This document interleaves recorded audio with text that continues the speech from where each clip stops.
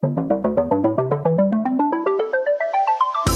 listening to Luke's English Podcast. For more information, visit teacherluke.co.uk. Hello, listeners, and welcome back to my podcast for learners of English around the world, a podcast in which I aim to give you interesting things to listen to in order to make sure you get a steady stream of natural English input into your life. A bit like living next to a river, but a river which, instead of having water in it, lovely fresh water, has lovely fresh English in it. So it's just there. You can just go out and just get some. Not that there's a shortage of English available in the world, but still, it's nice to live next to a lovely, fresh, bubbling stream full of English. That's what it means to be a subscriber to Luke's English Podcast. Anyway, this episode is a conversation episode, and you can hear me talking to an old friend that I used to live with, my old flatmate. And there is a full transcript available for this conversation. You'll find a link in the description. Is that clear? A link in the description, either in your podcast app of choice, or in fact, wherever you're listening to this, there's a link for the PDF transcript right there. You can just download it. You're welcome. So if you like, you could read along with us, or just check it later if you want to consolidate the things you've heard, or check that you understood everything, and perhaps make note of any interesting vocabulary that comes up. And there are loads of little phrases, loads of little expressions and things that you could spot and collect if you want to. Let me just tell you about my guest and then we'll get started. So as you may know, I used to live in Japan, right? I might have mentioned that once or twice before in the past. I spent several years in Japan at the beginning of my teaching career, many years ago now, and it made a big impression on me, actually. I lived in this tiny little apartment that was provided by the company I was working for while I lived there. That was a language school, and working for this language school, they kind of took care of things for the teachers, including finding you an apartment, and they would put you in an apartment probably with one or two other people. So the apartment I stayed in had 2 small bedrooms, a kitchen, dining, living room, which was one small room that combined those 3 things into one tiny space, which was quite funny. Whenever I had a guest over to the apartment, I used to enjoy giving the tour of the apartment, which basically involved standing in the middle of the room and just moving my arm across, pointing and saying, so there's the kitchen, there's the dining room, and this is the living room. And in a matter of 2 seconds, that was it. The tour of the apartment was over. So it was a tiny, tiny apartment in a place called Tsujido in the Shonan area of Kanagawa in Japan. When I first arrived there, my first flatmate-to-be was already living in the apartment. And when I arrived, I had no idea who he would be. And I discovered him, when I moved in. And he ended up being this English guy who, well, I found a little bit difficult to live with for various reasons, different habits he had and things he did. I won't go into all of the sordid details now, but it wasn't that great, okay? Then he left, he moved out, and for several wonderful months, I had the whole apartment to myself. And then one day, I received a letter from the company saying that they had found someone else to occupy the other room. So my time living alone in this flat was coming to an end. And after my previous experience living with my previous flatmate, I was frankly dreading living with another random flatmate again. Who would it be? Would I have another similar experience as the previous one? The letter told me that I was to be joined by someone called Peter from England. I had no idea who he was. And yes, I was quite nervous. Who would I get? What would he be like? Would he be the same as the previous flatmate? Would he have the similar dirty little habits and other things that he did, which I won't go into now? Or somehow worse? Could it be worse? I was a bit worried. Then the day came when Peter was supposed to move in. I was working late at the school on that particular day, and I got a telephone call telling me that my new flatmate was stuck. He couldn't get into the apartment because he didn't have a key. For some reason, they hadn't given him his key. This is a fascinating story, isn't it, listeners? The drama. So I was told that I would have to meet him and let him in. He was waiting for me in the local McDonald's, and so, with some trepidation, I made my way there to the McDonald's in Sujido train station. Apparently it doesn't exist anymore. Pity, they should have put up a monument to commemorate my first meeting with my old flatmate. Anyway, I went into the McDonald's, and there, sitting at one of the tables, surrounded by luggage, was Peter, my new flatmate. He was a bit older than me. In fact, he still is a bit older than me. He was, and indeed still is, from Manchester in England. And the more I got to know him, the more I realised, this guy's all right. I got lucky. We had things in common, similar tastes in music, films, comedy, and we got on pretty well. We had some really fun and memorable times in Japan together, including nights down at the local beach bars in places like Hayama, Zushi, Kamakura. Japanese listeners, do you know those spots? Going to see the local football team, Shonan Bellmare, at their football stadium. Trips to Tsukiji Market in Tokyo, karaoke sessions, full moon parties with our colleagues, and shared experiences of trying to teach English to our local Japanese hosts.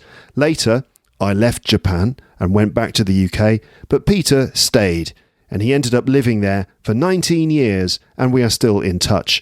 A few years ago, after not having seen Peter for about 11 years, he visited Paris and we met up again, and I took the chance to do a podcast with him. That is episode number 203, called The Flatmate from Japan. Have you heard it? If you haven't, you could listen to it after this if you enjoy it, as a sort of prequel to this episode. Then, a couple of weeks ago, Peter visited Paris once more, and we had lunch and coffee, but we didn't have time for a podcast, so we decided to do one remotely instead the following week, with him in the UK at his parents' house where he was staying, and me in France. So now, 750 episodes later, Peter, the flatmate from Japan, returns to the podcast for another friendly chat. Just a bit of background information. As I said, Peter is originally from Manchester in England. He moved to Japan in 2003, lived there for about 19 years, before moving to Kuala Lumpur in Malaysia, where he lives now. He's been living there for nearly a year. He's an English teacher. He's also interested in travelling. He loves travelling, and he's been to lots of different places. He loves seeing live music. He also does stand-up comedy. So as you can see, we do have things in common, which I hope will lead to a fun and interesting conversation for you today, which is going to start in just a moment. So let's catch up with Peter again for a conversation which covers a lot of his interests, his travelling experiences, reverse culture shock when going back to the UK, dealing with jet lag, experiences of living and teaching English in Japan and Malaysia, seeing live music in different countries, performing stand-up comedy for different audiences, getting punched in a supermarket in Toulouse, avoiding scam artists while travelling, and, randomly, our favourite films by the Cohen brothers. Again, full transcript available, link in the description. There are loads of little phrases that you could pick up from this, so scan the script to see what you might have missed, or just enjoy listening to this friendly chat with my old mate Peter, and here we go.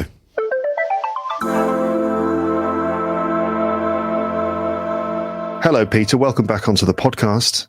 Thank you, Luke. Good to be back. Pleasure to be here. Yeah, I think it's about 750 episodes. Wow. Since you were last on the show. Ay caramba. Yeah. You have been busy, because that was back in 2014, I think. Okay, so it's about 11 years ago. That's funny, because when I last saw you, it was about 11 years since I'd seen you previously. Right. And now 11 years later, we're doing it again. So for some reason, every 11 years, we have to do this. All right. We've set the pattern. We've got a precedent. So 2036, you'll have to come and find me wherever I am. Yeah. Where do you reckon you'll be in 2036? Any idea? I couldn't tell you. I have no idea. Mm.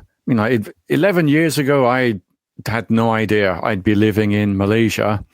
11 years before that, I wouldn't have thought I'd have been living in Japan. So there really is no telling. Who knows? Who knows where you'll be?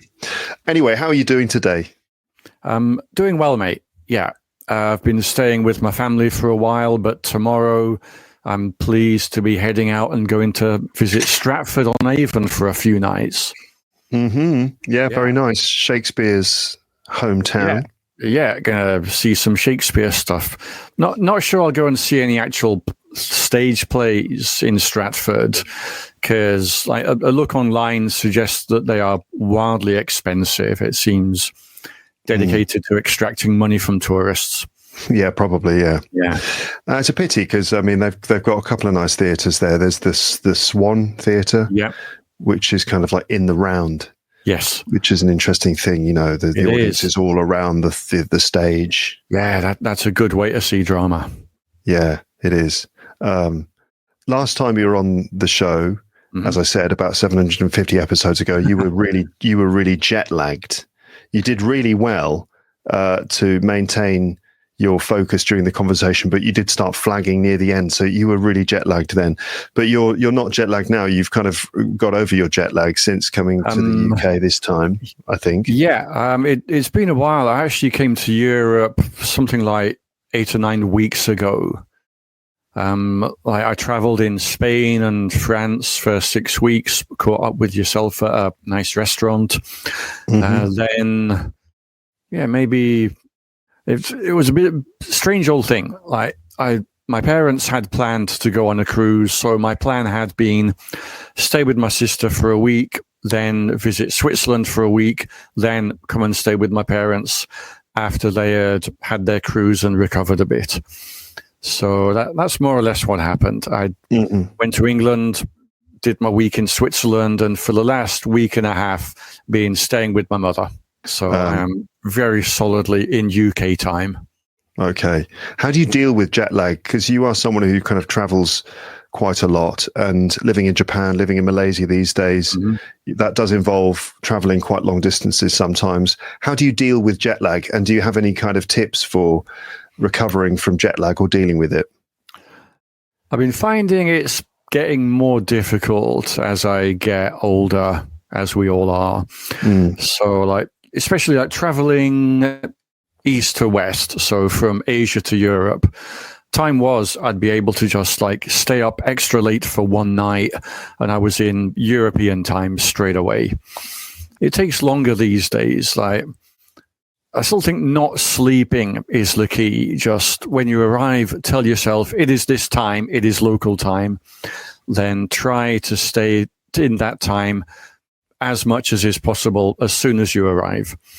So this time, I flew from Kuala Lumpur in Malaysia to Madrid and landed about 8 p.m., which would have been very late for me. And then stayed up as late I could each night. But it took me maybe 4 or 5 days to completely acclimatize to Spanish time. I did find myself waking up early and flagging in mid-evening for a few days. Going the other way, I would say the same.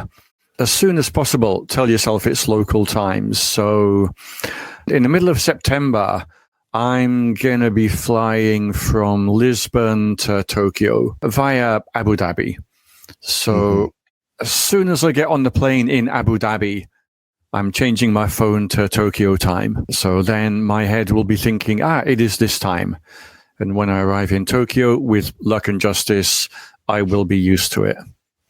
Yeah, but it's extra hard going that direction, isn't it? Going from west to east for some reason is extra punishing. I remember going from England to Japan the second time and trying to kind of function normally straight away. I remember taking my bike, my mamachari, that I used to have. Mamachari.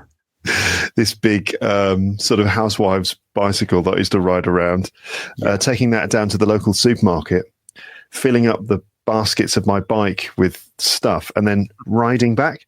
And I got suddenly so drowsy and so lightheaded that I couldn't ride the bike. I got all dizzy on the bike, and I had to just I remember pushing this bike back to my apartment. It was suddenly such a struggle. I was hit by this wall of jet lag. And but going the other direction is not so bad for some reason. I guess you're going against is it that you're going against the rotation of the Earth or something like that? Is that what it is? I think it's just more disorienting going from west to east, because you sleep and you wake up and suddenly it's evening. So it's like 8 p.m. and you're, hey, awake. Yeah. I mean, when I arrived first in Japan and like we were sharing that apartment, I had never been to Asia before. I had like no clue how to deal with it. So I just arrived in Japan. Hey, look at this. And I remember like one time you saw me just curled up on my futon in the middle of the afternoon because I had just been knocked over by the same thing, by that wall of jet lag. Yeah. Suddenly, it just became impossible to stay awake. My body said, no, sleep time. Yeah, exactly. You just shut down. But you're right. The best way is just to, as soon as possible, start operating on local time, make your mind think that it is local time, and just, adapt as much as you can. Yeah. I've heard that there are things you can take. I can't remember what it is now, but apparently you can sort of take drops or pills even that kind of help you adapt. Something to do with sunlight. So, what's the word? There's a chemical, isn't there?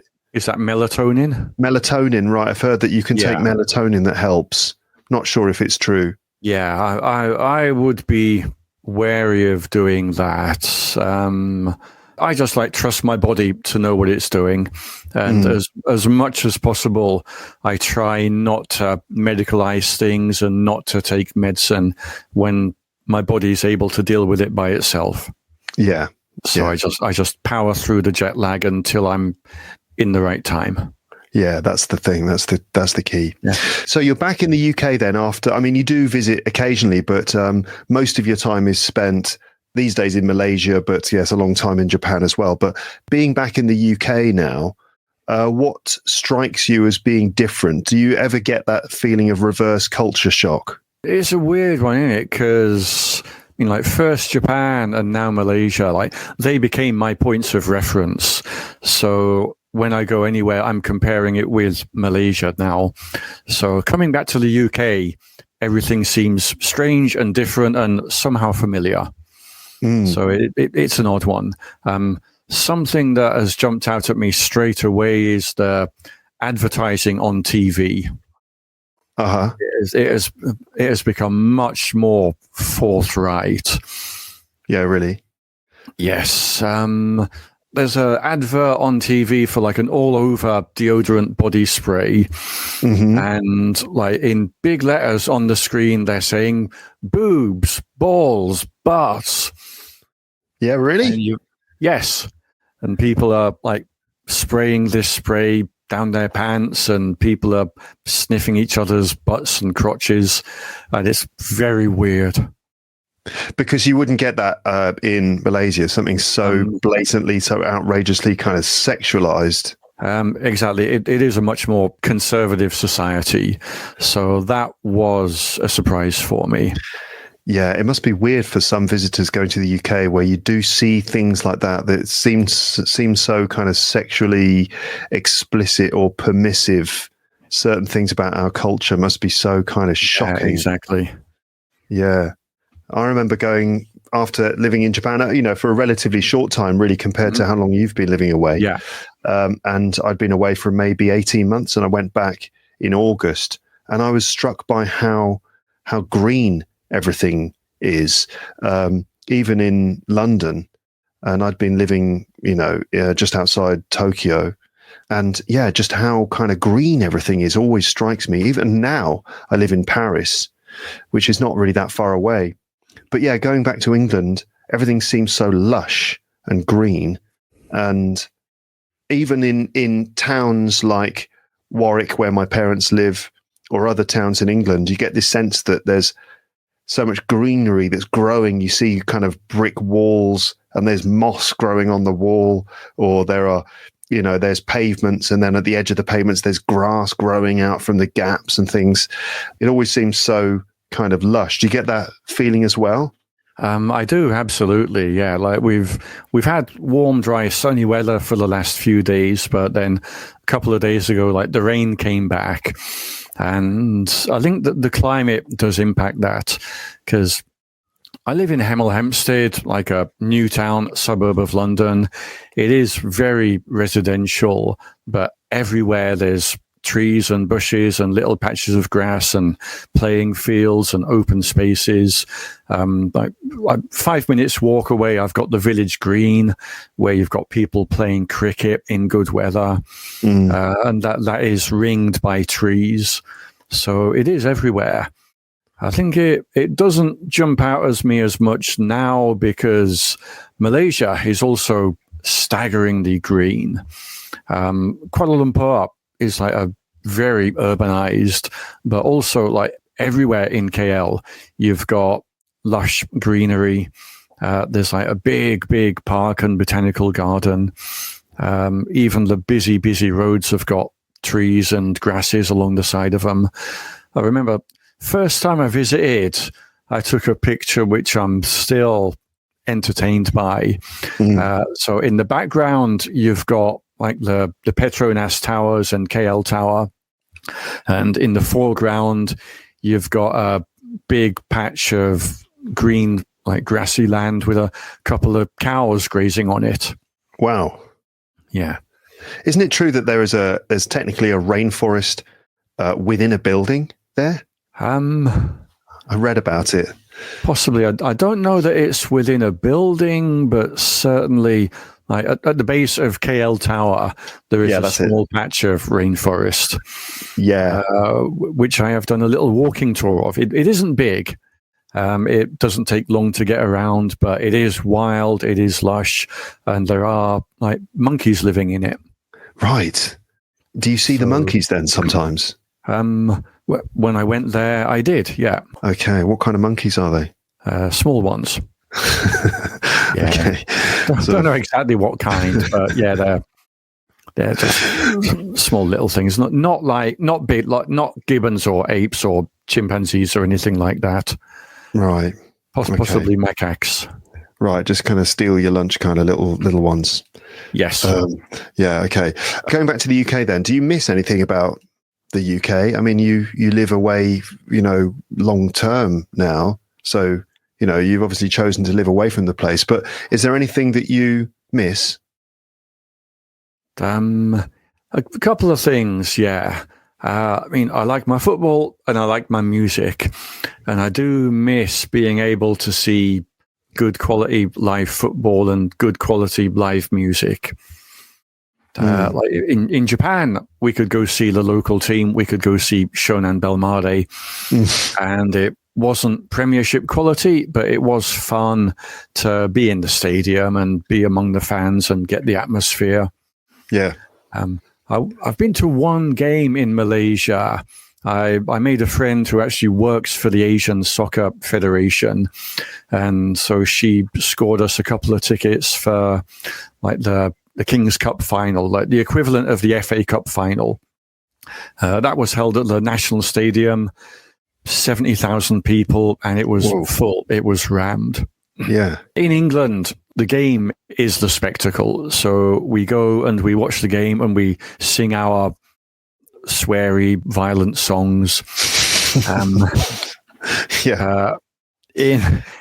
Certainly this game, it was more like entertainment. So there was a pre-game show with singing and dancing, and like even an hour and a half before the game started, before kickoff, they were just blasting this mad, loud music everywhere in the stadium. So me and my friend, we couldn't actually talk with each other because the music was so loud. Wow. Yeah. The game, well, the game was marred by a partial referee. A partial referee? Yeah, like the referee seemed to be favouring the big side. Oh, so the referee was kind of biased to the big team. Yeah. Oh, right. That's not good, is it? It wasn't, no. Because you had like the main team which were, I forgot their name, and like another mid-table team called Terengganu. And this is something that jumped out at me as well, because Kuala Lumpur is very multicultural. In Malaysia, it's something like 70 or 80% Malay people, 20% Chinese, 10% Indian. That's not exactly right, but loosely, those are the proportions. But like the Chinese and the Indians are concentrated in the main cities, but Terengganu is out in the countryside. It's in the northeast of the country. It's pretty rural. So when I was on the train going to the stadium with the Terengganu fans, it was 100% Malay people. Yeah, so that really jumped out at me. Right. Yeah. Gave you an idea of the kind of ethnic makeup of the country. That's right. Yeah. Because like I've traveled to a few places around Malaysia, but only really to the like bigger and more built up cities and towns. So I've not been out to the real like countryside, more remote areas. Okay. So football. And music. So they don't. Do they not have the same kind of live music scene over there? I'm slowly finding it, but I mean, like for example, like in Japan, in Tokyo, or in England, there's like lots of music happening everywhere all the time. I can find lots of the noisy rock that I like. Noisy rock seems less common in Malaysia. Like in Southeast Asia, generally, there's a preference for pop music. So like rock is generally, rock of the kind I like, the weird, noisy, psychedelic stuff, is very much a minority taste. I have found a couple of bands. There was one band I saw, it was fantastic. It was a bunch of like middle-aged Indian men playing noisy hard rock. Wow. And it was fantastic.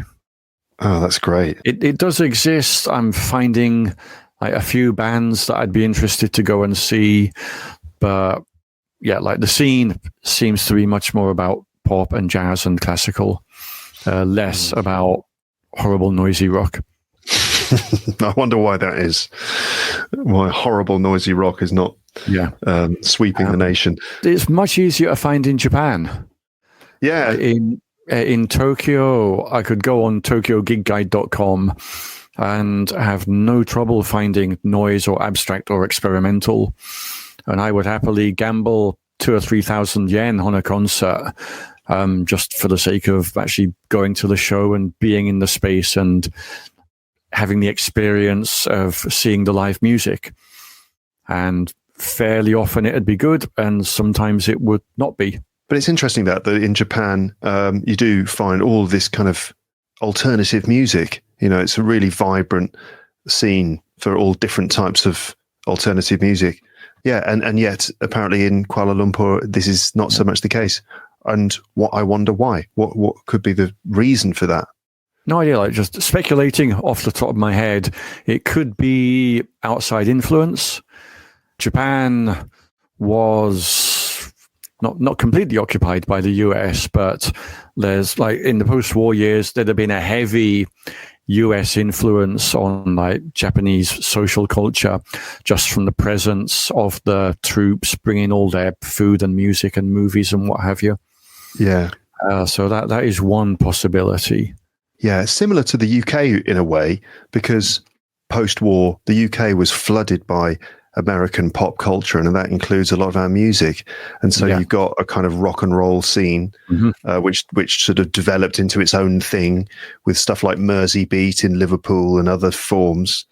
And in fact, what eventually happened is that the UK sent American music and culture back to America and was very successful with that. You can sort of see how Japan was influenced in a similar way as well, and as a result kind of like expanded into these different genres of music. Yeah, I can see that. Going back to the UK again one more time, are there things that you don't miss about Britain, about life in England? I don't get tired of being warm. I like that. Yeah. Yeah, so it does rain in KL, but it's generally a quick downpour at the end of the afternoon.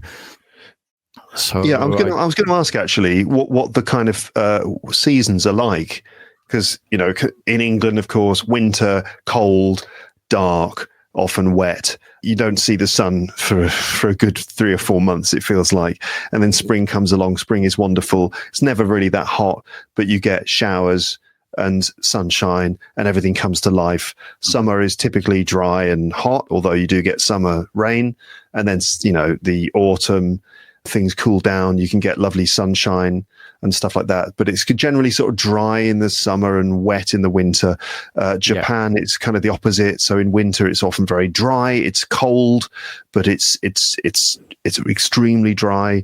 The sky is often beautifully blue, and then you get after a lovely sunny spring, you get that kind of rainy season where for a month it rains all the time. It gets more and more humid, and then the summer arrives and it's boiling hot, really humid, and really difficult, I found. And then big storms happen at the end of summer. You get all these big storms and stuff, and a lot of rain and wind and electrical storms. And then you kind of go back to that dry, colder weather. What about in Malaysia then? It's tropical. It's hot and humid all the time. Whoa, okay. Mildly humid, like not anything like as humid as the Japanese summer, because that was horrendous. Yeah, I've because I've been to, like, I live in Malaysia. I've been to Singapore, Vietnam, Myanmar, Thailand, and I have never ever suffered humidity as badly as Kyoto in summer. It was rank. I wasn't dry for a week. Yeah. It was horrible. Yeah, I remember in Japan, people would even.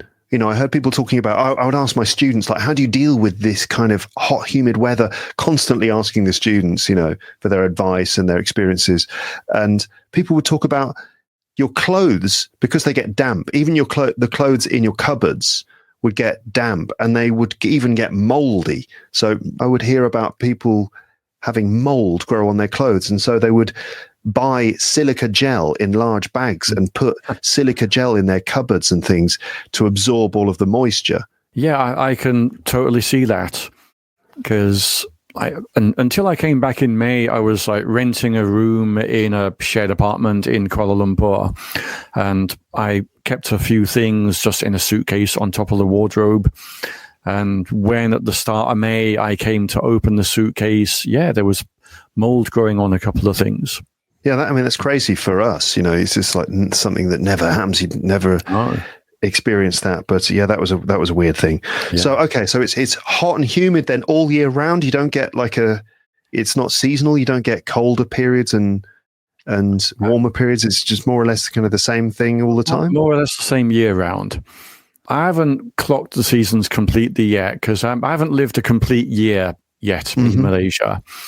But there are times of year when it gets slightly hotter and slightly more humid, and it rains a bit more. But the difference is one of degree, not actual substance. Yeah. Okay. So all right. Basically, it's more or less the same year round. So you don't miss that feeling of always being a bit chilly in England, or being in your home and there being a draft coming from a window and having to put on an extra layer or pair of socks to keep yourself warm. You don't have to worry about that, do you? Don't miss that a bit, no.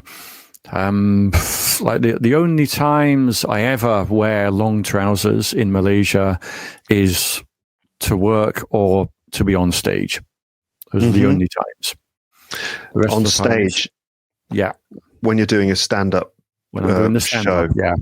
No shorts on stage. No shorts on stage? Is that, why not?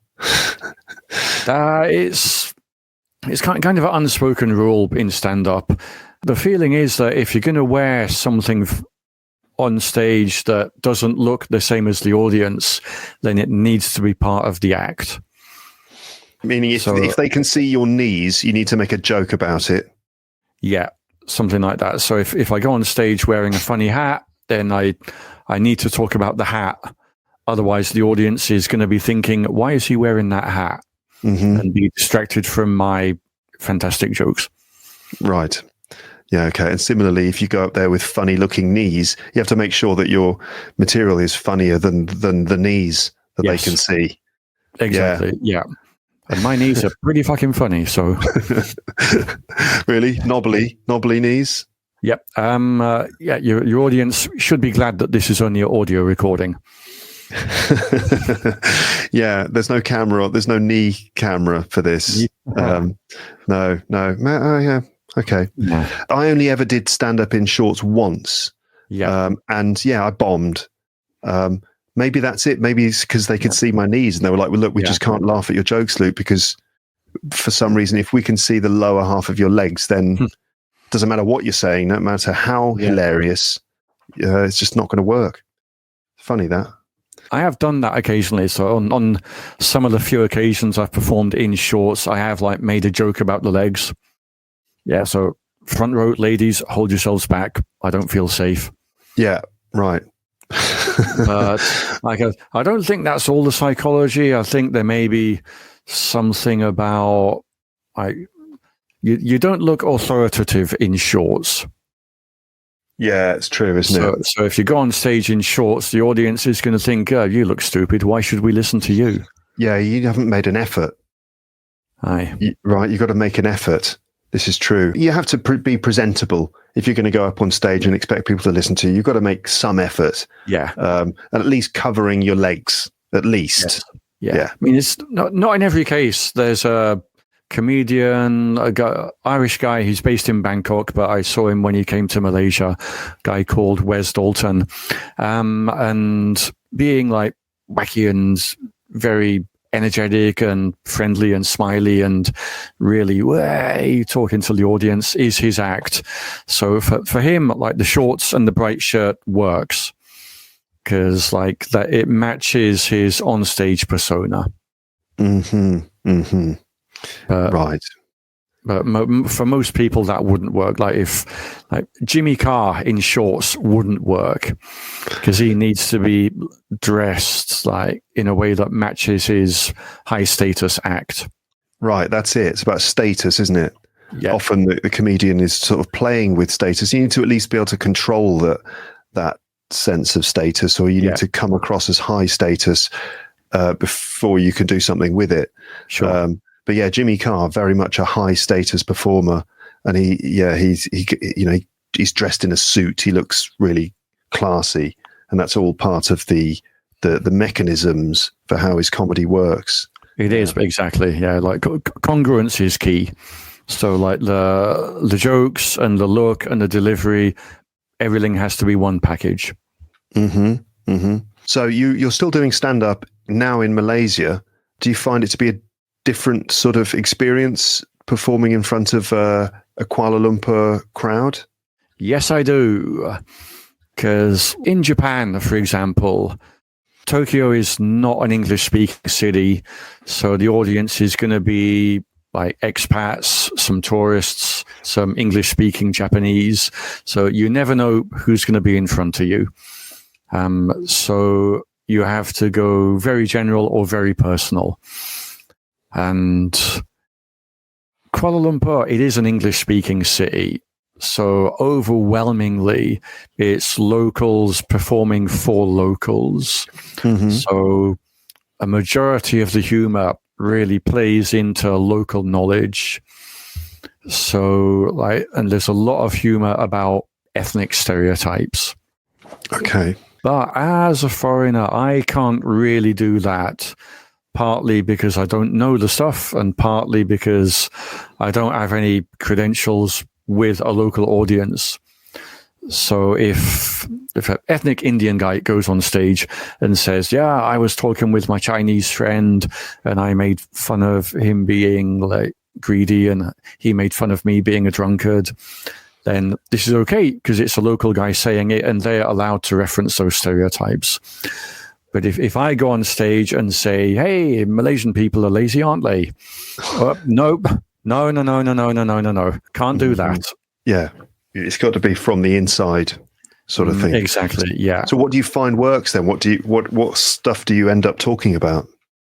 It has to be like very personal, and a lot of those kind of more abstract one-liners that I do don't often work there because, like, Malaysian audiences used to a different kind of humor. Mm-hmm. So they like puns, they like jokes that are like based in their local social culture. I did one good bit that would work about my experience learning the Malay language.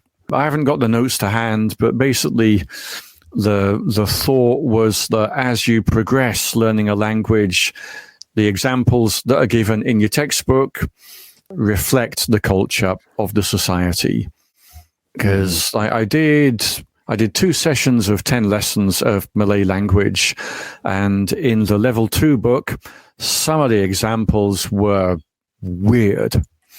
Right? I cannot imagine why people would be having this kind of conversation. I remember a couple of them. I can't remember the Bahasa Melayu, so that's kind of failed. But these are the true examples from my level 2 Bahasa Malay book, which I would use on stage. So example number 1. I remember the Bahasa Melayu. Orang tua itu hampir mati. The old man is almost dead. Oh, yeah? Yes. Just normal everyday conversations, the sort of high frequency language that you'd need just to get by. Rarely do I go to the supermarket without commenting on an old man that's nearly dead. Yeah, right. Exactly. Did you find everything you needed in the supermarket today? Oh, yes, I did, thanks. Oh, and by the way, the old man is nearly dead. Oh, thanks for letting us know. Yeah. Yeah, assistance on aisle 5. There's a nearly dead old man. So. Right, he's back again. Yeah, yeah, quite. So there was that, and another example for which I really don't remember the Bahasa. I was reading from notes on stage. The hostage cannot move because his arms and legs are tied up. Oh, okay. Also, very useful because you never know, do you? You never know when you're going to have to deal with a hostage negotiation. Stumbling when you're going on a bound hostage while you're walking to the supermarket. Yeah, it's like, be careful. Yeah, there's a hostage there on the floor. Yeah, and he can't move because his arms and legs are tied together. Wow, yeah, that is a really weird thing to put in a language learning course book, isn't it? Yeah. Yeah, it was strange. So like I'd run through that. I'd run through the idea. Then I had some true examples and some examples that I made up. So I would read them out and get the audience to guess. Is this a true example? Is it one that I made up? Mm-hmm. And about a 50-50 strike rate. That is really odd. That is really, really odd. Yeah. I wonder why. Why would they end up putting stuff like that in their course book? And it wasn't like it wasn't a specific module for dealing with kidnapping scenarios. No, like the modules were based around a grammar point or a language point. So you'd be reading like normal examples that you might use, then suddenly come across these insane things. Okay, that's pretty weird. Yeah. That is definitely pretty weird. That one was in a lesson about the passive form. Okay. So his hands and legs were bound is an example of the passive structure.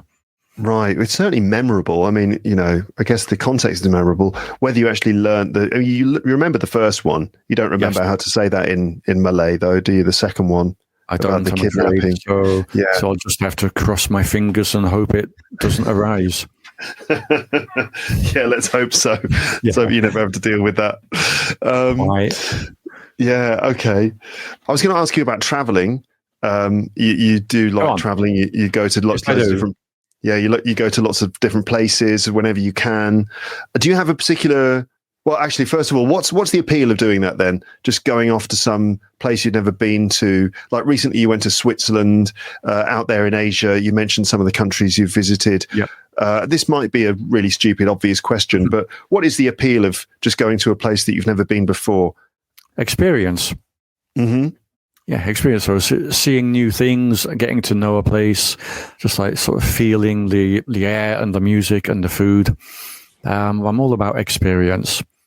So like seeing new things, even seeing familiar things can be interesting if you're going back to it. Yeah. I remember, like, when I first left the UK, I traveled for 6 months around Canada, Australia, New Zealand. And before that, I'd been living in Manchester about 12 or 13 years and kind of got used to it. It was where I lived and worked and went to the gym and what have you. But then, after 6 months away, when I went back to Manchester, I was viewing it with a traveler's eye, like as an outsider. So I would actually pay attention to all the cool, interesting things that were happening, which I hadn't noticed before because I was just busy living my life. Yeah, so I like to go to a place and just follow my nose and get a feel for what makes it tick. Do you have a particular routine when you arrive in a new place? I often do very little research before I go. Yeah, so I'll go to a place, then for example, I'll go to the main art museum and pick up a load of flyers for all the other like museums and galleries there are. I'll see if I can find a record shop and see what flyers there are or posters for bands or events that are going on. If there's a big tower to go up, then I'll go up the big tower just to get a feeling for how the city or the town is laid out. Often I'll just go for a good walk around the main parts of the town and like get lost, follow my nose down a street that has something that looks interesting. Mm-hmm. Mm-hmm. See, I will feel my way into a place on the ground. Yeah, yeah. Have you ever ended up in some sort of weird situation? Because you often go into these places, there's a bit of there's an unknown element. And also, often when traveling, what you want is to meet some people and to kind of get to know people. And a lot of the time, you just don't know where you are or what's going on, but you're kind of exploring. Have you ever ended up in some sort of weird situation? I'll come back to weird. Can't think of anything weird off the top of my head. Mm. In Copenhagen once, I was like just walking around the city in the evening, and in the middle distance, I heard a kick drum. Doo, doo, doo, doo, doo, doo, doo. So I thought I should go and investigate that. And like a few minutes walk away down by the river, some people had set up some decks and were having a little party. Yeah. Nice. So there was some techno being played, a bunch of people dancing. There was a food stand, so you could get some food and chill out by the water, listening to the music, watching people dance. So I got talking to a couple of people there, like a friendly Danish guy called Joost. Talked with one of the DJs, a guy called Karsten, and they invited me to like a lounge night they were having at a hotel in the red light district. Oh, interesting. Yeah. So that was groovy. Right. So I just like went down there and hung out at the hotel listening to the music. Yeah. I asked if they wanted a DJ, but they said no. Okay, they got that covered. They did have, yeah. Mm-hmm. Where are some of the best places you've been then as a traveller? What are some of the best travelling experiences you've had? Oh, I enjoy most places. So loved Riga. Riga was really beautiful. That's in Latvia. It's very interesting city because there's the old town, there's an Art Deco district, there's a sketchy district where a kind of black market goes on. There's also a gigantic Stalinist building, very brutal in its architecture. Yeah, in a way that I find quite enjoyable. I don't mind like a big concrete slab. It's an interesting spot, isn't it? That these Baltic nations are quite fascinating. Really, it's the interesting combination of different cultures and influences. They are, yeah. Like young people in Latvia, I guess in the other Baltics, grow up trilingual. They are brought up and taught in their schools to speak Latvian and Russian and English. So with a guy I met on a walking tour, I went to a bar where they were doing 2-for-1 mojitos, got talking with a couple of local Latvian women who spoke flawless English. It's impressive. How do they manage that then? I mean, because we know that there are certain nations in the world who are just really good at English, like probably the Scandies are the Yeah. ones we think of: Norway, Sweden, Denmark, Finland, Yep. and Latvia, Lithuania, Estonia. These places are right next door to these countries. Is it a similar story there? Is their English also really good? It is, yeah. So I think it seems to be a Northern European thing. Yeah, what's going on there then? Germany, Netherlands also have excellent English. Yeah. Education. Like these places have progressive governments that know that it is useful for people to be able to speak English. And also, I think part of it is television as well, right? Which is what we think of in Norway and Sweden, Denmark. I think they show a lot of shows in English which are not dubbed into the local language. Like in France, it's a law that things have to be dubbed, and they're protecting the French language by doing that. Yeah. But a lot of people say, a lot of French people say that this is actually part of the reason why maybe the level of English in France is not as competitive as it is in other parts of Europe, especially in Northern Europe, as you've said. This makes sense. Somewhere else I went, either Spain or Switzerland, I was told the same. Movies are dubbed. Yeah, I think it makes a huge difference. Yeah. But I suppose these days with the internet, that's probably less and less of an issue. And I have noticed in France, the level of English among young people is definitely getting better. I think the internet it makes a huge difference. Yeah, this is a good thing. Yeah. Yeah. I don't think it's going to change overnight, but I think that is having an influence, I'd imagine. Mm-hmm. I think generally the level of English around the world is improving because of the internet. I mean, podcasts and stuff, but also just Netflix and the general homogeneity of culture and the accessibility of it. There used to be a time when it was really hard for people to access a lot of listening content in English, and these days it's just everywhere. Yeah, I mean, in that way, like the internet has been a game changer, because like there's Spotify, there's YouTube, there's all of this. It has made everything accessible everywhere. So, teaching English in Malaysia, do you find it to be a different experience to teaching in Japan? Yes.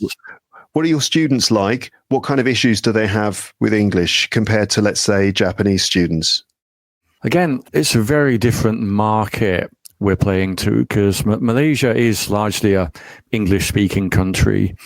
But what's happening is this: in China, in the Middle East, in North Africa, in Central and Eastern Asia, there's a lot of people who want to study English, many of them because they need IELTS to be able to go to university in an English-speaking country. But to go to England or to go to Australia and study English is madly expensive and often not possible because of the visa issues.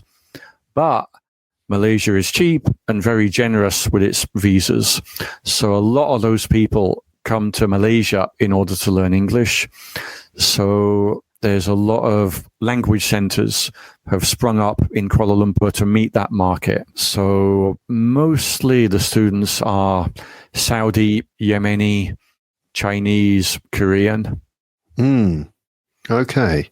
And do you find that as learners of English, are they quite different to the average Japanese student? Yeah, they are much more forthcoming.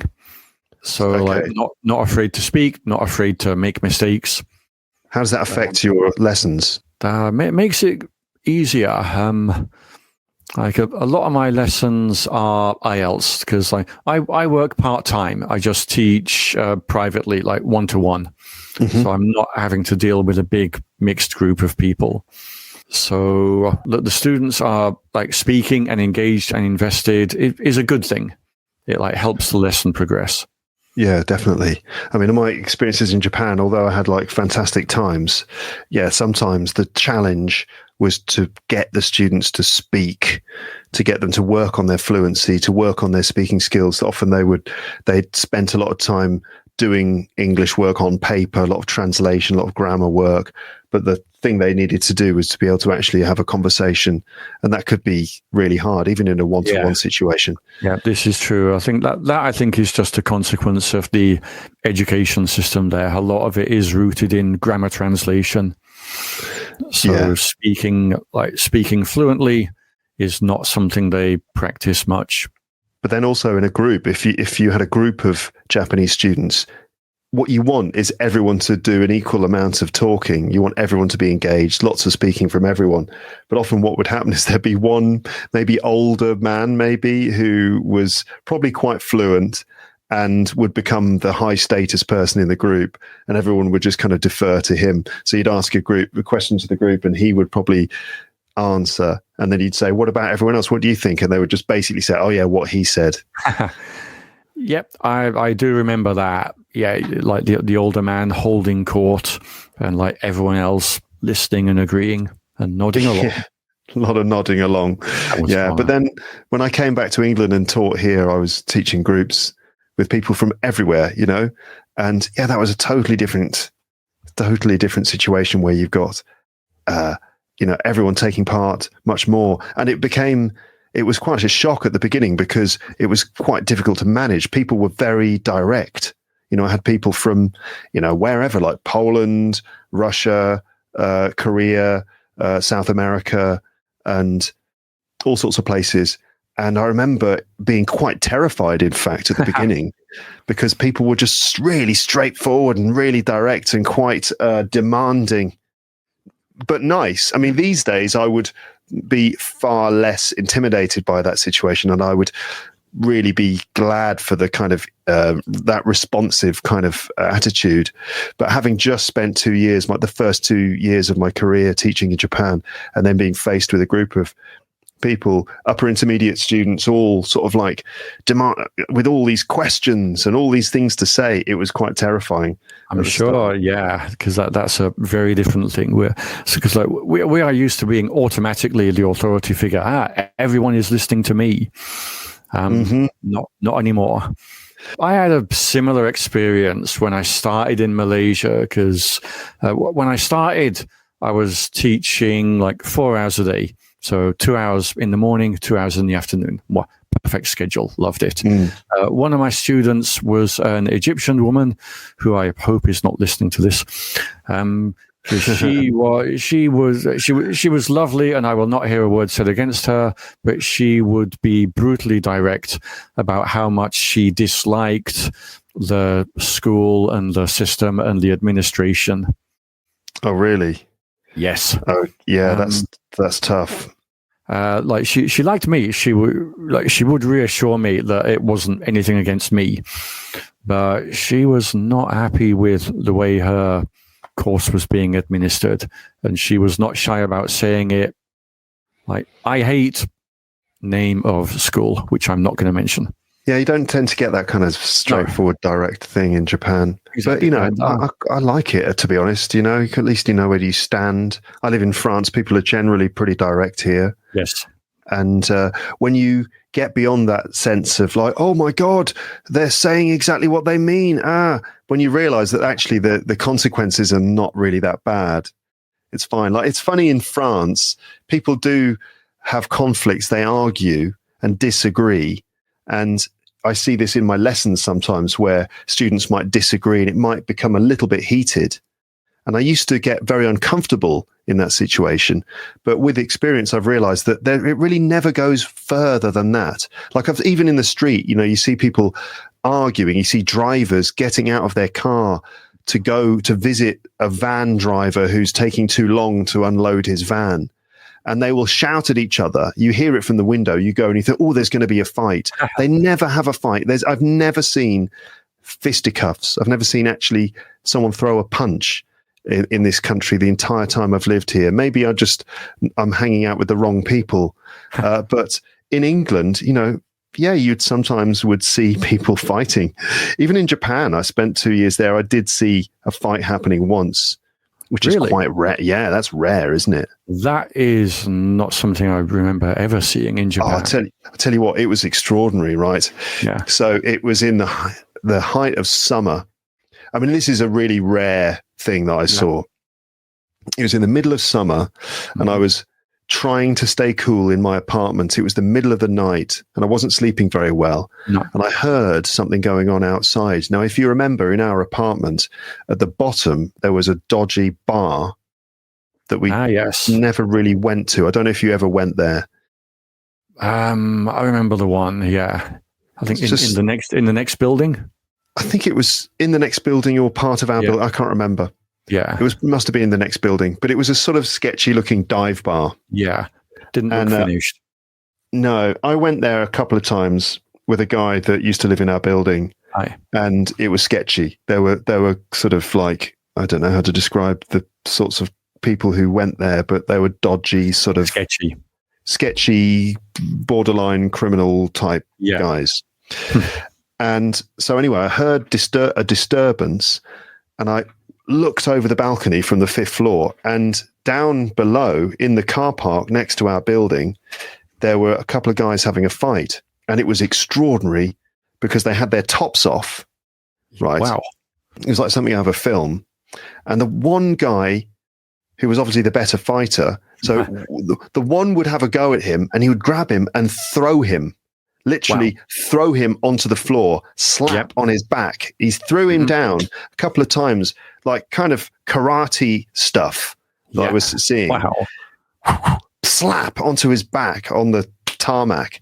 The guy would get up and have another go, and he would then flip him and throw him again, slap onto his back on the car park. But that's the only time I ever saw a fight in Japan. But anyway, in France, yes, people will kind of disagree with each other and there will be discord, but it never seems to go much further than just raised voices. I'm sure people fight. Of course people fight here. I've just never seen it. Yeah. I got punched in France. Did you? Who punched you in France? Very gently. Very gently. Not a smack in the face. Like in Toulouse, when I visited just last month, it would have been. Yeah. In Toulouse, I was staying near a place called, I think, Place Wilson, which was a bit sketchy. So I went to the local Carrefour Express, where there was a bunch of equally sketchy types hanging out, and one of them followed me in. This is the supermarket. You went to the local supermarket. Yeah, there was some sketchies. It's a good word, isn't it? This word. It just means sort of like, dodgy, sketchy, kind of similar words, aren't they? Untrustworthy, suspicious. Suspicious, like vaguely criminal, like don't look as if they're good people. Mm-hmm. So followed me into the supermarket, just like sort of pressed me on the arm and spoke some French, which I assume was French for give me some money or buy me some food or whatever. Yeah. So I just said, don't touch me. And he punched me on the arm. Oh, did he? Yeah. Oh, okay. Right. Not super hard, but it was a punch. He gave you a dig. That's the word for it. Yeah. A dig in the arm. Exactly. Gave me a dig in the arm, brandished a packet of ham at me, which I guess he was expecting me to buy for him. I just held eye contact and said no to whatever he said. And eventually he pushed it down his own pants and walked away. Oh, he put the ham down his pants and just walked out. Yes, he did. Wow. So I guess when you asked me about weird situations I'd been in when I was traveling, that qualifies. That definitely does qualify. Yeah. Oh dear. Yeah. There's quite a lot of begging in this country, unfortunately. I found it hard to enjoy Toulouse. Yes. Right. Yeah, I can see that. Yeah, especially if you stay in one of the sketchy areas. Yeah, you're going to come across a few dodgy people who are going to punch you in the arm. But that's not. I mean, he should know that's not how you persuade someone to buy you ham. You don't just show them ham and punch them until they buy it for you. You need a hostage whose hands and legs are bound, preferably an old man who's nearly dead. Well, yeah, that would be perfect for you but then you'd only be able to deal with that in Malay. You'd be like, how do I say this in French? Oh, curse my French lessons. Translate. Yeah, I only ever learned to book a restaurant table. got to say that is something that really jumped out at me in France, because previously I had been in Spain for 3 weeks and barely noticed any begging. I got harassed a couple of times by Romany grannies waving hello at me when I came out of a church, but very few street people and begging in Spain, I noticed. Yeah, there's quite a lot of it here in the cities. Yeah, and you see it in Paris. There are also a few kind of scammers on the streets of Paris too, in the tourist areas. So on certain bridges or in front of, like near the Eiffel Tower, for example, you get people doing different scams.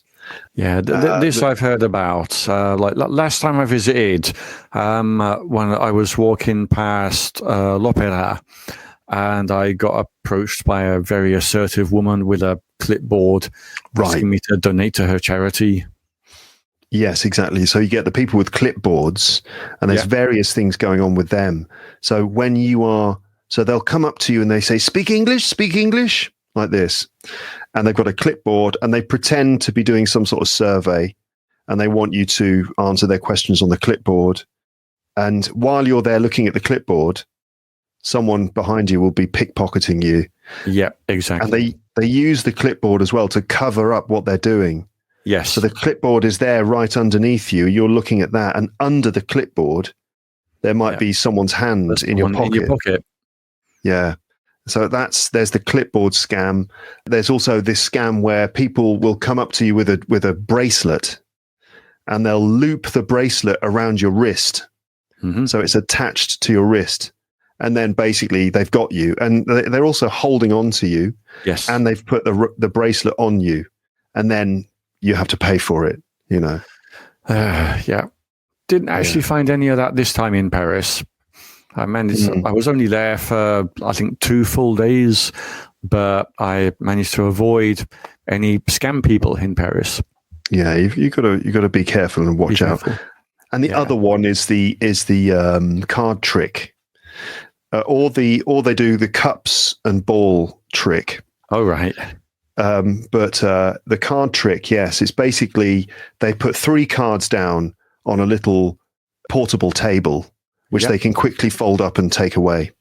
They put the 3 cards down, and it's basically, can you find the queen or can you find the ace? And they flip over the cards, move them around. It appears to be easy. But the thing is, there are other people around, and they're all part of the scam. Yes. So you will walk over and you'll watch someone else doing it, and they put 20 euros down, and the person with the cards flips over the cards and says, basically, can you find the queen? And then they move the cards around, and it's really easy. You know, it's really easy to see where the queen is, and the person puts their money down and they get it wrong. You know, they obviously choose the wrong card, and they go, oh, no, here was the queen. And because you've been following it, you can see, oh, this is easy. Yeah. And so then it's your turn, and then you have a go. And of course, that's when they actually do the trick. Yeah. And if you and they take your money, and if you complain, then guys step in, big guys who have been standing on the corners of the street, keeping an eye out for the police or something. They step in and they all gather around you. Yeah. And so, that's another scam that you find. Mm. Do you not get that kind of thing in Kuala Lumpur? Not in KL, but in Singapore and in Thailand, I've seen the fake monks. Oh, yeah? Yep. Sounds like a band. Extreme noise fake monks. Right. So who are the fake monks, and what do they do? Well, like proper Buddhist monks aren't supposed to solicit ever. They're meant to stand quietly with their bowl and wait for people to come to them and put money in the bowl. Okay. So that is a proper genuine Buddhist monk. Fake monks will approach you with either a charm or a bracelet or something that they want to sell you. Or I had one in Chiang Mai. I was just poking around the Buddhist temple in Chiang Mai, got approached by a monk who said, if you want to go inside the temple hall, you need to register your email on this clipboard. And so on the clipboard, it had like name, email, and donation. and a list of people who had made very generous donations before yours. Ah, right. So there's that little social pressure to do exactly. the same thing. It's a bit of pressure. Okay. And it's a scam anyway, because they're not Buddhist monks. They're just going to take your cash. That's right. They're just going to take your cash because they are dudes who've bought a robe or found a robe. Okay. Or there's a Buddhist monk in a cupboard somewhere with his arms and legs, which have been bound together, and he's like, exactly, with normal clothes on. Meanwhile, the guy's taken his robe. Yeah, that's right. Yeah. So if in my book there was a sentence for like the monk's robe had been stolen, then I'd have been fine. Right. So you have stolen that. That's not your monk's robe. I put it to you, sir, that you stole that monk's robe. Yeah. Yes. It's a tricky thing, isn't it? Yeah. Going to India. I've been to India a couple of times. I don't know if you've been there. Have you been there? I've not. I haven't. No. So, wow, the level of you get pestered so much. So India is an incredible place and really worth visiting. Beautiful place. So many amazing things to see and do there. But I was struck by how much hassle I got on arrival. So I went with my cousin. We went to Goa, and we arrived at the sort of nearest airport to where we were. I can't remember the name of the airport now. But anyway, my cousin Ollie and I started calling it being grifted. Huh. Everyone's got a grift going on. Yes. And even if it's just you're on the beach and there are grifters that come down the beach and they just come up to you and they start engaging you in conversation. Oh, where are you from? This is great. And then they bring out all of the products they're selling, and they will stay there forever. You just can't get rid of them. And even people who appear on the surface to be just, friendly and having a chat with you, then they start the grift, where they're trying to sell you something. You go to a market because it's in the guidebook, and you walk around the market. And if you express any interest in one thing, then because my friend said to me before I went, he said, bring me some saffron. Bring me back some saffron. I was like, all right. So I was in the market and I was like, how much is that saffron? And she said, how much do you want to pay for it? I was like, well, I don't know. What's the normal price? And she was, she started quite a strong grift on me. You name your price, please. And I was like, well, no, it's all right. And I was like, you know what? Never mind. It's all right. Thanks. And then I left. We were walking up the market and she was following me all the way along, and I couldn't get rid of her. It was a nightmare. And so anyway, when we arrived at the airport, the first bit of grift that we experienced was that we were waiting at the baggage carousel for our bags to arrive, and they didn't arrive. So obviously we were then really worried, and we were wandering around. We went up to an official person to say, our bags have not arrived. And just as we were doing that, this guy came up and he said, don't worry, I'll find your bags for you. I was like, okay. He went off, got the bags, and then handed them to us, and then just put his hand out. Yes. As if to say, now you pay me money. Yeah. And of course, what happened was he took those bags off the barrack. He wasn't someone who worked at the airport. He was just a dude hanging around. He pulled the bags off the carousel, put them somewhere. And then when we were going around trying to find them, he then gave us the bags and then demanded some money in return. Wow. Yeah. The grift is on before you even get through immigration. Exactly. Yeah. There's just, and then you get on a bus to take you down to where we were staying, and there are people gathering around the bus, sticking their hands in the window. Everyone's like, hands are in the window trying to get something. Yeah. And that's quite an experience. That's not to say that it's not great, because it's, as well as that, there are obviously so many other great things, but that was quite a sort of striking thing, Yeah, I mean, so in India to me does look fascinating. I'm sure it would be wonderful, but like that kind of thing I would find jarring. It's like something I wouldn't enjoy about being there, especially if it's every time I step out of the hotel. Yeah, which I feel it might be. And I mean, was it in India or other places I've been to? Maybe Vietnam to an extent. Walking around Ho Chi Minh City on my own, and you just feel so different and so obvious, just like this pale Western guy walking around with a backpack on, walking everywhere. Yes. Because everyone else is on a scooter and you're walking. Right. And so everyone is like, scooter, you want a rickshaw? Yeah. And that's it. Rickshaw. Yeah. This is India, I think. Tuk. Yeah. A lot of that. Yeah. So something I liked about Cambodia was the tuk-tuk drivers, they do take no for an answer. Yeah. Yeah. So I'm walking around in Phnom Penh or Siem Reap. A guy will say to me, tuk-tuk. I'll say, no, thank you. Okay. That's the end of the interaction. It's fantastic. Yeah. But in Ho Chi Minh, I'd have guys on their scooters following me down the pavement, demanding that they take me where I want to go. And I do like walking around the city. You know, even in the heat in Southeast Asia, I think nothing of walking half an hour or 40 minutes, which to the locals seems insane. When you've just arrived in a place, though, and you don't know, for example, what, let's say, the normal local price is for a scooter ride, and you're just trying to get your bearings, and you think, I'm going to walk to this museum. It's half an hour away. That's my way of getting to know the place and kind of settling in. And then there's people, scooter, taxi. And then they're demanding that you get on their scooter. Yeah. And you're just like, no, just leave me alone, please. Yeah, I often find it difficult to be polite in those situations. So I just have to repeat, nope. Well, that's what you have to do, because if you're like, that's really, you're like, a lot of English people are like, oh, that's really nice, thanks, but you have to just be like, no. And be called, because in India, if you engage, it encourages.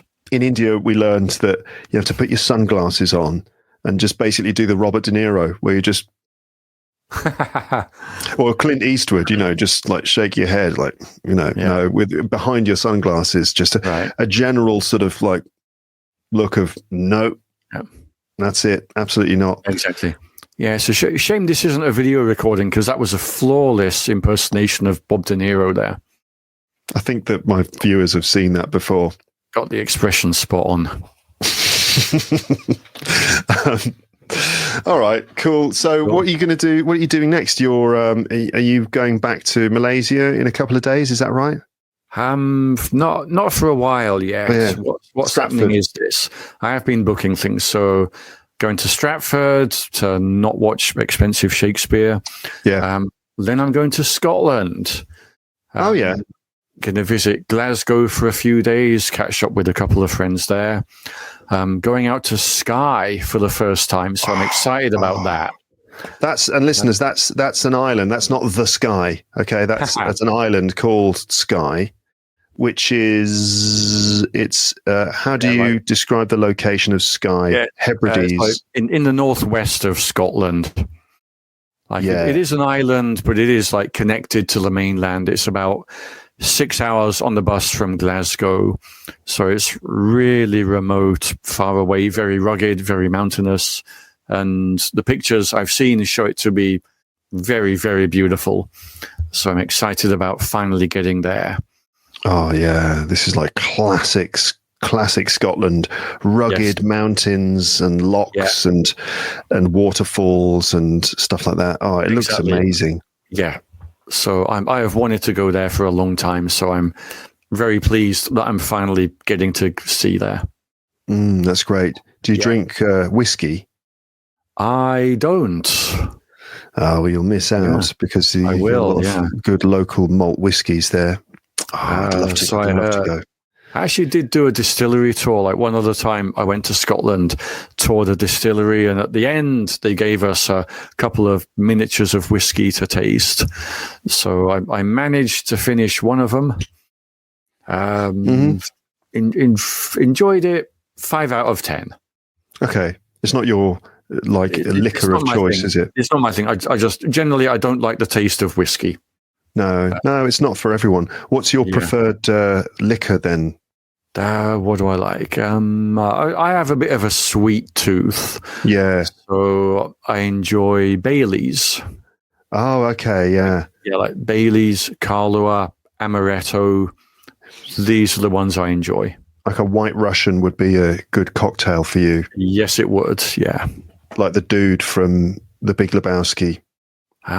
Remind me. I don't remember. Really? The Big Lebowski. You remember the film, right? I've only seen it the once, and that would have been when it came out. Oh, you should see that again. Yeah. You should definitely see that again.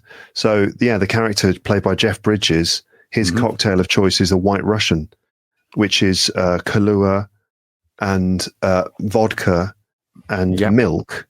And it creates this lovely, sweet vanilla coffee tasting cocktail. And, yeah, he's often got a White Russian on the go while solving a strange mystery crime without even perhaps knowing how he's doing it. He's kind of a bumbling stoner character who gets caught up in a kind of Raymond Chandler-esque Los Angeles noir mystery. Nice. And all he wants is to get a carpet from his apartment back, which gets stolen because of a case of mistaken identity. Someone thinks he is a different Lebowski. And there's him, and then there's the Big Lebowski, which is like this rich man who owns a big house.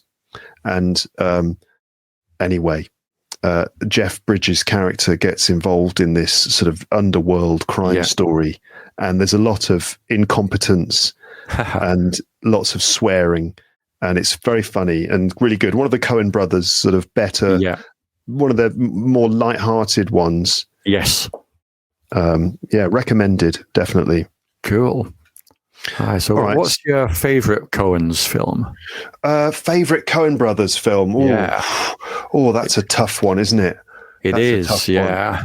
I have to say, I like the dark ones. I like where I feel like for Cohen brothers films, they do, all of them have got some darkness and weirdness in them. Yes, but they've got the ones that are just dark, and then they've got ones which are a bit more colourful and light-hearted, like something like and whimsical, like The Big Lebowski and Burn After Reading.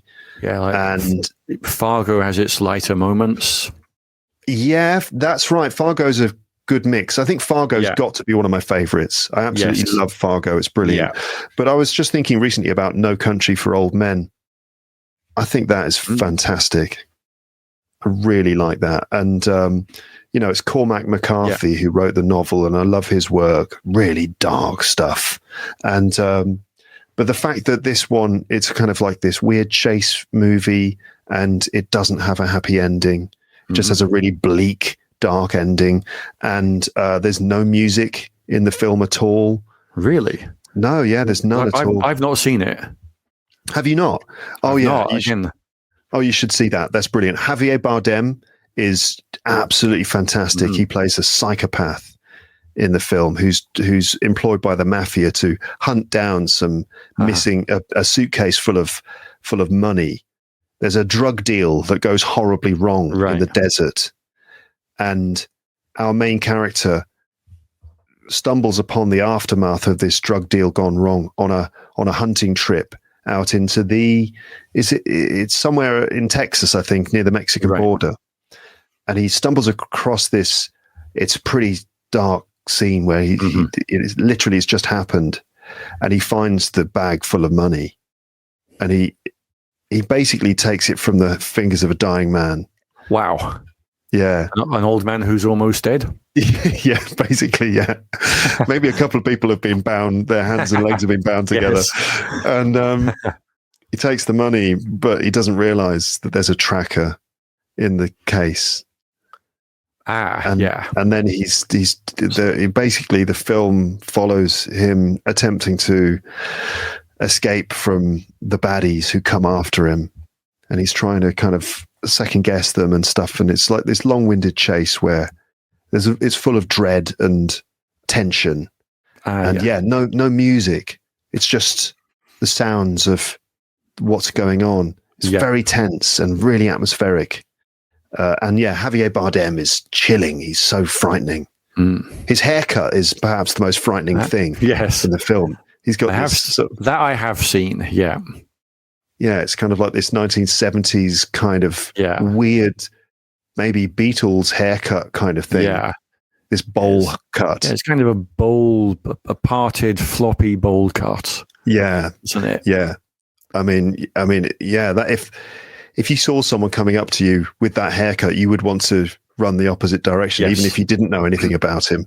That's right. Just, well, I'm out of here.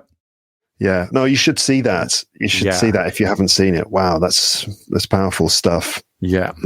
So there you go. What about you? What are your favorite Cohen brothers films? Again, like Fargo, obviously, is a good one. Really enjoy Fargo.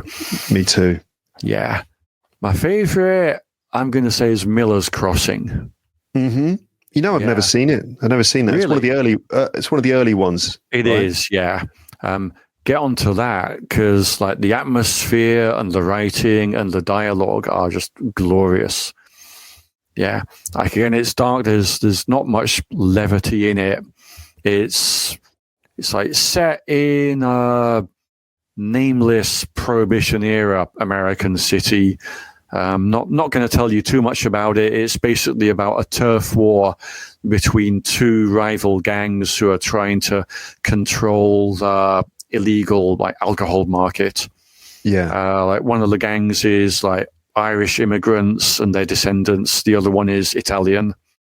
No, I don't want to spoil it. Is there a psychopath involved? There's normally a psychopath in their film somewhere. Yes, there is. All right, I thought so. Have you seen the TV series of Fargo?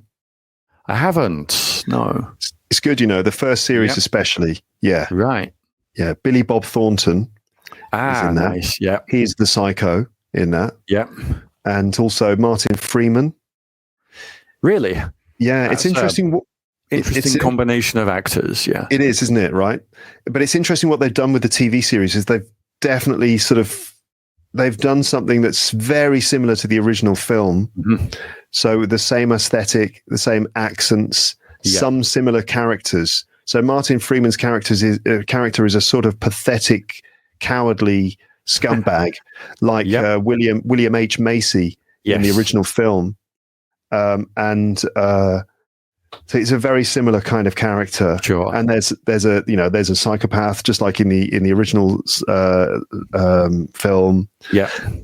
And so things play out in a similar way. It's the same sort of aesthetic situation. And so if you like the film, I'm sure you'd like the series. It's really good. Okay.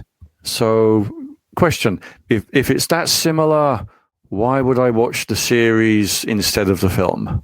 Well, I don't know. If you wanted the film to last longer, if you wanted there to be more of the same, then watch the series. If you like that atmosphere, if you like that world, if you like the accent that they all have, and if you want to see a person get stuck in a really twisted, difficult situation, and you wonder how they're going to get out of it, or if they are going to get out of it, and whether evil, like a lot of the time in Coen Brothers films, it is about, will evil prevail? No Country for Old Men is like that. It's basically like evil wins. And in Fargo, the TV series, there is a sense that there is an evil, malevolent force at work, and will it win or will it be stopped? Right. Interesting. It's kind of like that. Yeah. Yeah. The original Fargo is kind of like that as well, isn't it? You've got Marge, the detective, played by, what's her name? I can't remember the name of the actress. Frances McDormand. That's her. Frances McDormand. She's pregnant and stuff, and she's so sort of wholesome. She's the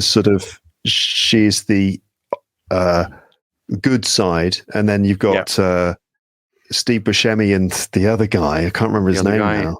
I don't. Yeah, he's played by an Italian. I think he's an Italian actor. Peter Stormare is the actor. Maybe so. Yeah. Yeah, and he's just that brilliant, cold-blooded psycho. Yeah, and he represents the heart of evil. And so Marge and him are these two polar opposites. Yeah. It's just and it all comes together in a very satisfying way. There's similar themes, similar kind of symbolism in the TV show. They did a really good job of it. Tell you what, in the original Fargo, I would have said that the evil one is William H. Macy's character. like Steve Buscemi and the other one, they are mercenaries for hire. Yeah, so they do the bad thing and they take the money. That's their thing. It's William H. Macy who sets off the intrigue by having his wife kidnapped in order to extract money from her family. Yeah, that's just awful, right? Yeah. And the way he presents himself as this, I'm just a kind of innocent guy. Yeah. Yeah. Oh, that's horrible. And how incompetent he is as well. Yeah. How useless he is at lying. I remember the one scene where he's sitting by the phone and he's practicing what he's going to say. Something terrible has happened. No, I can't say it like that. There's been a... Yeah. It's really premeditated. Also, just his incompetence is quite a thing to appreciate, just like how rubbish he is at doing it. Yeah. And it all goes horribly wrong. Oh, God. Yes, it does. But it's so well made. It's such a good bit of storytelling. Yeah, good stuff. I don't know how we ended up talking about Cohen brothers films. I think it's because I was talking about whiskey, and then and you said you like a sweet tooth, and I said White Russians could be right. That's how we got to that. Yeah, that's how we ended up talking Russian, about The Big Lebowski, and now here we are. Yeah. All right. So after Scotland, it's back to Malaysia. Is it? Is that the idea? It's not. Oh no. I am planning to be back in Malaysia by the end of the year, but not for a while yet. So after Scotland, I'm going to stay with family again for a couple of weeks, and then I'm going to Portugal. Oh, right. Okay. Whereabouts?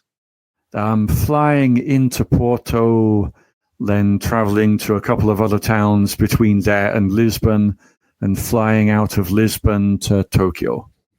Portugal's a fantastic place. I've not been. Oh, you'll love it. Yeah. I like to check off at least one new country each year. Yeah. So this year it's going to be Switzerland and Portugal added to the list. Right. Because I really enjoyed Spain. And so I feel that Portugal is going to be similar enough that I'm also pretty much guaranteed to enjoy it. Yeah. I've only visited Lisbon and some of the areas around there. I went there with my wife and our daughter a couple of years ago. Just had a lovely time. People were just really nice and friendly. And actually, people speak pretty good English there. Okay. And also, they like to drink beer, which I enjoyed. You can go. Yeah. You go to like a little park. Most cities have these little parks with children's play areas and places where you can have a picnic and stuff. And a lot of those parks have these kind of kiosks that will sell you draft beer over the counter. Wow. Just perfect. Why don't they do that in Paris? I don't understand. Yeah. You'd think so, though. Or like a half bottle of wine or something. Yeah, just so civilized. You can, my daughter would play on the swings and I could just enjoy a nice half pint of local lager. Oh, it was good. Perfect. Yeah, that'd be civilization. Yeah, definitely. Yeah. It's a really good spot. Yeah. You'll enjoy it. You'll like Portugal. Interesting history too. Yeah. I got told off for drinking outside in Spain. Oh, did you? Maybe you're not allowed to do that. Yeah, evidently that's not allowed. Because when I arrived in Madrid, I think my second night in Madrid, I went to do a spot at an open mic at the comedy club there. Yeah. Took my drink outside while I was waiting and I got shooed back inside. Well, yeah. If you've bought it's the same in Paris. If you've bought a drink in a bar, they're legally obliged to make you stay either within a certain little perimeter outside the bar in the street, or you're not allowed to go out in the street with the drink. Okay. But you can buy a can of beer in the shop and just be sitting in the street drinking it, or you can be in the park and drinking it. That's okay. Really? You don't have to put it in a bag or anything like that and cover it up like you do in America. I think you can just have a drink outside and that's kosher. But doing it on the street outside a bar where you've bought the drink, there are rules. Maybe that's even an EU. Might be an EU thing. I don't know. I think it's the same in the UK. You can't buy a drink from a pub and then go just anywhere outside with it. You have to be within a certain area. I guess it's part of the licensing. Yeah, it will be. Yeah. Yeah. All right. Well, enjoy the parks in Portugal, and best of luck for the whole trip. It's going to be great. You're going to have lovely adventures. I am, yeah. Then back to Japan for I don't know how long. I still have a working visa for Japan. Oh, do you? Okay. Yeah, like before I left, I got a 5-year visa, so I can skip the queue and just go straight back in until June next year. So do you kind of like not have many worldly goods then? Because do you have an apartment full of stuff in Kuala Lumpur? Or I don't. I have been making an effort to live light. Yeah. Because like when I left Japan, I had to empty a 2DK apartment, and it took me a month. You had to empty an apartment? Yeah, because like I had, how long was I in Japan? I had about 19 years worth of accumulated books and CDs and clothes and general junk. And most of it, I wasn't using it in one way or another. So there was very little of it I wanted to keep. So I had to empty the apartment, and it took me the month. Yeah. Yeah. And it was such a ball ache. It was impossible. Because I gave, between leaving work and leaving the apartment, I gave myself a month to deal with all the admin and emptying the apartment and giving away everything. And on the morning I was moving out, I was still having people come around to take things away. It's hard to get entire month. It's hard to get rid of stuff in Japan, though, isn't it? You know. Yes, it is. Found. I mean, what I found. Not just like giving your stuff away, but throwing things away. They're quite particular about the way you discard rubbish and whatever. It's hard to get rid of things. Yeah, this is true. I had to pay people to come around and take away my fridge and futon and stuff. Yeah, yeah. Well, I suppose it's, they'd like to do things properly. Yeah. So now you kind of managed to live pretty minimally. I am. Yeah, I've got a couple of cases of stuff in Malaysia, but while I'm traveling, I try and do it as light as possible. So, like last year when I was traveling, I had a big case, and this year I've got a medium case. So I'm living out of a medium-sized suitcase at the moment, and that's how I like it. Nice, very liberating. It is, yeah. So I'm good. I'm making an effort not to accumulate stuff. Yeah. So like what I'll do is I'll buy a book in a charity shop and I'll read it and I'll give it to another charity shop. Yeah, this is a good way of doing it. Yeah. Ah, nice. Yeah. So nice. One out, one in. So I have as little as I can use. And if you have just one book on you, you're sure to read it as well. Exactly, yeah. That's the thing. I've got loads of books, but I just have too many now and I don't read them. No, which one do I read? Yeah. Exactly. You can't commit to one book. No. Whereas if you've only got one book in your pocket, then you're definitely going to read that. That's right. It's great. It sounds fantastic. Yeah. I'd love to go out on a similar adventure with just one medium suitcase or a large rucksack or something and just go traveling around. Yeah, but no chance of doing that. Although we're going to Norway this year on holiday. Oh, are you? Lovely. Yeah. Have you been to Norway? I have, yeah. I went possibly the same year that I came to Paris. That would have been part of a longer European trip during which I went to Oslo. Yeah. I loved Oslo. I really enjoyed it. It's a very, very handsome city. Yeah, I've been to Oslo. I did some teaching there in Oslo. I spent a week there in winter, so it was bloody freezing. Oh, I caramba, yeah. Yeah, it was minus whatever, and I froze. Gods, I'm sure, yeah. Yeah, but it was still great, and I went to the Edvard Munch Museum and went up to visit the ski jump up the top of the mountain. Did you go to the Mad Sculpture Park? Sorry. Yeah, I did. Yeah, is it Frogner Park or something? Frogner Park. Oh, it's so good with all the crazy sculptures, and I sort of tramped around there in the freezing cold in the snow and stuff, and looked around. Spent quite a lot of time in cafes, making one coffee last all afternoon. And doing a lot of reading. Nice. I read the Cormac McCarthy, The Road, when I was there. I remember it. Cool. But we're going to go and visit fjords and stay in a cabin in the middle of nowhere where there's no shower. There's no shower in the cabin. You I have was about to say, oh, perfect, but then you said no shower, so I guess washing in the lakes. Exactly. Apparently, this is how they do it over there, that you don't have a shower and you wash in the local lake or little river that's near the cabin. So that's going to be interesting with a 7-year-old and a 2-year-old taking them down to the river to wash them. I mean, for me, that sounds fantastic. Like I told you, like when I travel, I'm all about the experience. So for me, that sounds great. That is something I would love to do. Yeah, it's going to be good. And they all complain, but I think it's going to be a really good experience. I certainly hope so. Just fingers crossed the weather is not completely terrible. Yeah. Like when is it you're going? August. Yeah. Because in a couple of weeks. I was there in the summer and the weather was lovely. Generally warm and sunny, again, with the occasional absolutely torrential downpour. Yeah. That was Oslo. I don't know what it's going to be like out on the fjords. I think it's going to be a similar thing. It'll be probably not that different to British weather. Yeah. Apparently it's not too hot, but it can rain. But, we wanted to escape the hot weather because we don't really like the heat. I know you do. You're a fan of the boiling hot weather, but no, it's exhausting and makes us cranky and exhausted. Yeah, this makes sense. If you're not used to it, then it can get a bit much. Yeah. We were looking anywhere north. We were looking at Ireland. We were looking at Scotland, Wales. And then in the end, we settled on Norway, actually. It's a bit expensive, but we wanted to see those beautiful fjords and get outdoors, and it's going to be good. Yeah, like I've not been to the fjords, but like my parents would routinely do cruises there, like once a year or once every couple of years, and they do look ravishing. So the time will come. I will get there.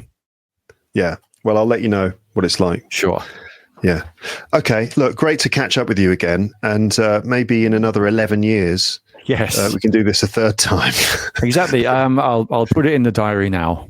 Okay, it'll be episode 1600 or something. Yes, perfect. Yeah, it's been a joy. Really enjoyed talking with you. It's always good to catch up. Yeah, definitely. Yeah. So with luck and justice, it won't be 11 years until the next time. That's right. Okay. Have happy travels, safe trip. Speak to you again soon, mate. Thank you. Yep. Always a pleasure. Take care. Take care. So thank you again to Peter. That's Peter Siddell for his second appearance on the podcast. It was a real pleasure catching up with him in Paris and then recording this episode. Just very, very nice conversation. I hope you enjoyed that. Again, remember, there is a transcript link in the description. If you want to just check anything, if you feel like you've missed something, for whatever reason, you can go and check out the transcript.